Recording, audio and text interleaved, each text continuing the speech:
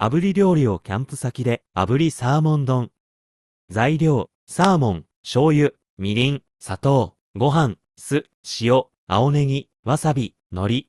作り方、サーモンをよく洗い、冷やすことができる場所に保管します。サーモンを冷やしている間にご飯を炊きます。醤油、みりん、砂糖を混ぜて調味液を作ります。サーモンに調味液を塗り、バーナーを使ってサーモンを炙ります。ご飯に酢と塩を加えて酢飯を作ります。酢飯をお椀に盛り、炙ったサーモンを乗せる。青ネギ、わさびをトッピングし、海苔を刻んでかけたら完成です。